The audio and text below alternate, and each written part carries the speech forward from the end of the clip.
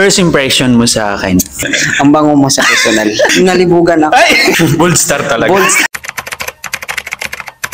First impression mo sa akin?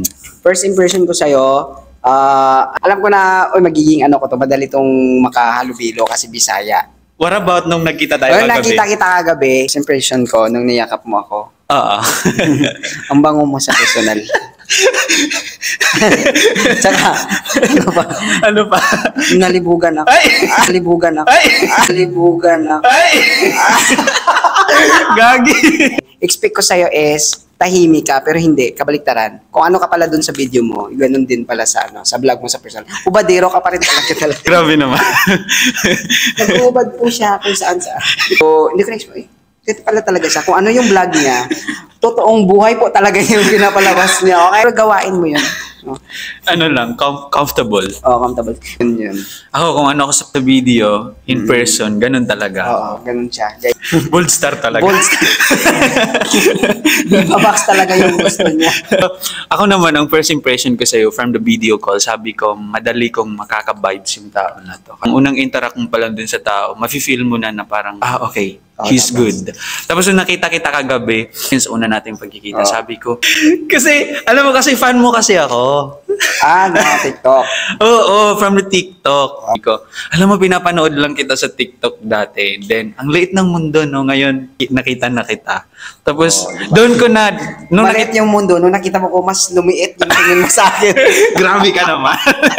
Nung nakita na kita, tapos sabi ko, yung feelings ko nung ka-video call ko yung tao na to, ganun pa rin siya. Walang nagbago. Madali ko siyang makapalagayan. Ako yung tao na sobrang napaka-versatile ko na tao. Kung tahimik ka, tahimik ako.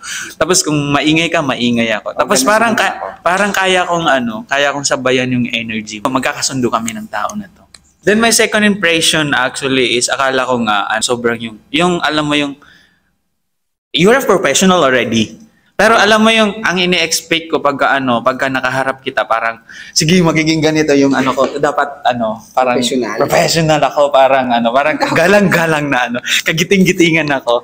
But hindi. Alam mo yung parang na-express ko pa din yung ako. Gaya ng sinabi mo na-express ko pa din na pwede akong parang yung hindi ka maiilang. Hindi ako nailang ganun. Napaka-professional pero napaka-versatile din. You believe in love at first sight? Love at first sight. Yes. Tagalog. Nilove ka sa unang pagkikita. Char. Siguro. Love at first sight, oo naman. Sa kung halimbawa, nakita mo siya sa unang pagkita niyo pa lang biglang nagsuslow yung parang nag-slow tapos may nag-i-spark. Tapos kinakabahan ka. Kinakabahan ka, gano'n. Uy, parang unang sabi mo, uy, gusto ko to. Kung daw nakakita ka ng maganda, di ba, ma-appreciate mo siya agad. Magpagano ka, kita ka ng gwapo. Shit. So, kita ka ng gwapo. Shit. Napapaganon ka. So, pero hindi, love ba't doon tawag doon? Love at first sight. Love at first sight. Kasi parang sa akin, na-admire mo lang siya. Pero, parang gano'n na din. Nagugustuhan mo agad yung tao.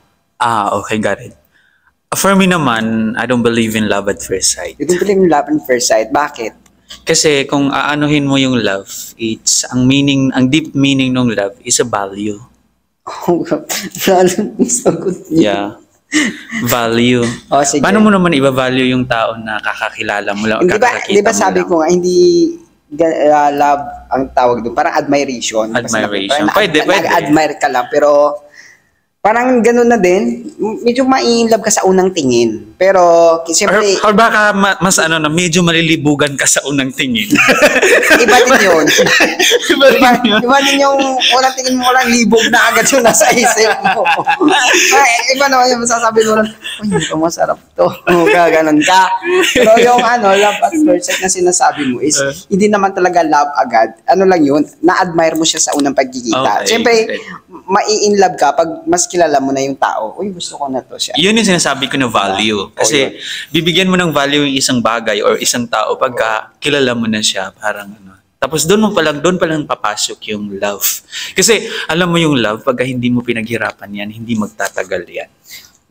Paano ba paghirapan yung love? Kailangan mong pagtrabahuan. Pinagtatrabuhan ba yun? Or Oo, kasi yung syempre. pagkakakusa yung dumadating sa'yo? Meron mga kusa. Meron mga Iba kusa. ka, isam yan. Meron mga kusa, pero merong mas masarap pa din yung alam mo, mas masarap yung hindi kita mahal. Pero, Masarap yung hindi kita mahal. Paano mo nasabing hindi masarap kita yun? mahal. Pero- Pero, habang nakikilala kita, mas minamahal na kita. Oo. Di ba? Oo. Totoo. Mm. Agree ako sa'yo. O, di ba?